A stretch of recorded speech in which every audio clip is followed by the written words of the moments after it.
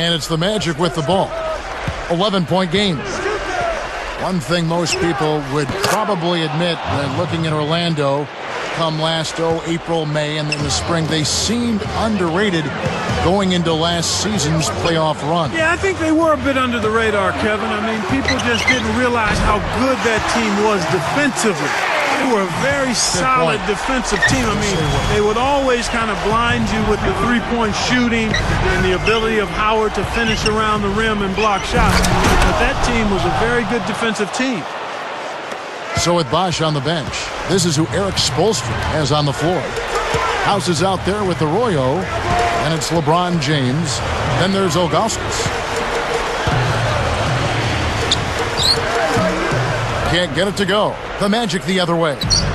And both of those teams, Clark, you mentioned the Magic and the Cavaliers, both teams falling to the hands of the Celtics, the older of the group. Yeah, and I agree. I think that was the key, Kevin. The fact that the Celtics were a more seasoned team.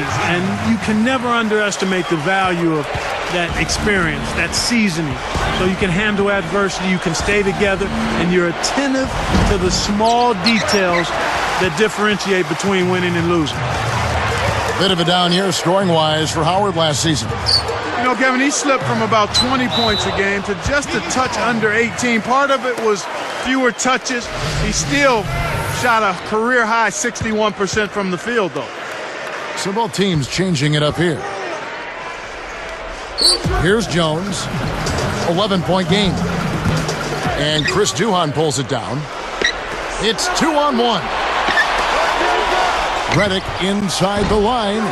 Another miss by Orlando. And going back to Howard, when you add a scorer like Vince Carter, you really don't have to carry as much of the scoring load. Yeah, I think that was part of it. I mean, you've got another guy who can get points and demands the ball a little bit. So his touches were down, but his percentage was up. Bass with it. He's up against Bosch. Here is Duhon. The dump off. Just 4 to shoot. The Magic need to get a shot off here. Kept alive. Here's Miami now. It's a 13-point game. Here's Jones. Bass corrals the miss inside. And here's Bass. And it's J.J. Redick with a 3. Some players really look for the three-point shot in transition. It's one of the best times to shoot it. You have to be a sharpshooter, though, and of course, he is. Jones, no luck. Now Gortat. Bass. Turnover by the Magic. Good defensive footwork shut down his path to the basket. Both teams deciding to change it up. Here's Arroyo. 10-point lead. And now our sideline reporter, Doris Burke, has some info for us. Doris, take it away. Well, Kevin, you look at Stan Van Gundy, a demanding coach to be sure. He really holds his players accountable. But last year, Dwight Howard went to him and said that he needed to avoid focusing at all times on the negative, saying instead of bringing each other down, we have to pull each other up. Stan Van Gundy agreed and tried to be more upbeat. Guys, a very good example of good communication helping a team come together. Credit Van Gundy for being open to change. Interesting story, Doris. Thanks.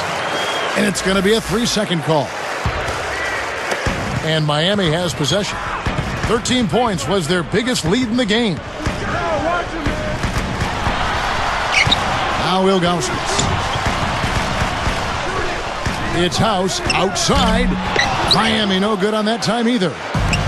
Clark, go back a year ago. This Miami team was tied with the Bucks for 3rd best in defensive efficiency in the NBA. Yeah, you know, you look at Wade, but it does show you that it's a team effort when you talk about being effective at the defensive end of the floor. Here's Redick. Can't cut the lead to single digits. He hasn't been able to get on track here. Here's Jones. Hits the quick shot. Jones has got his first points of the game. Now a timeout called by Orlando. You brought up total team effort on the defense. Is defense more about schemes, Clark, and communication than, say, personnel? Not more, but clearly it's more than just personnel. It's a combination of personnel, but schemes and communication are very important. As a matter of fact, I would say personnel, communication, and then schemes.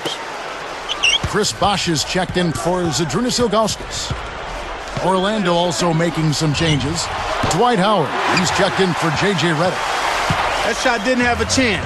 He doesn't have the softest touch, and the defense was in his jersey. Got to look for a better shot.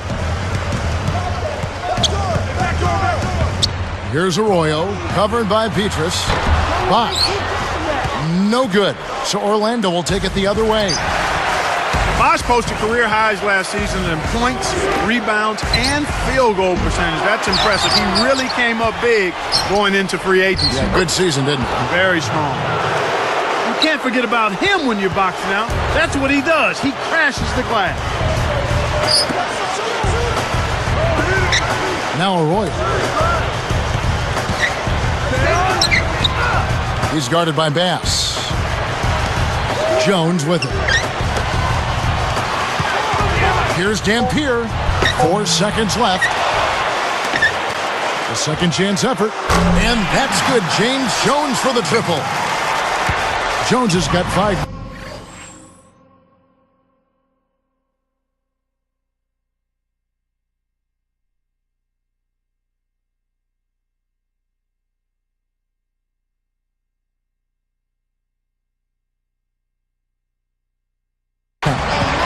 See that they're not worried about being conservative here. I mean, they're going after it. They're looking to shoot shots from behind the arc, taking more here than they did in the first quarter, and trying to put this team away. And Clark, when you talk about Chris Bosh, he really hit the weights prior to the season. How much of a difference do you think that made in his game? You know, I found whenever I trained hard, it was the confidence you gained from lifting weights. That's an interesting point.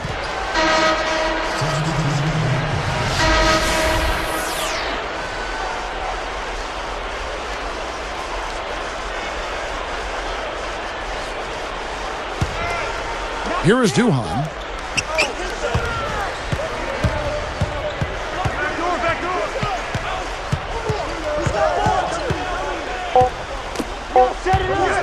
With 1 on the clock, and it's Howard finishing it off.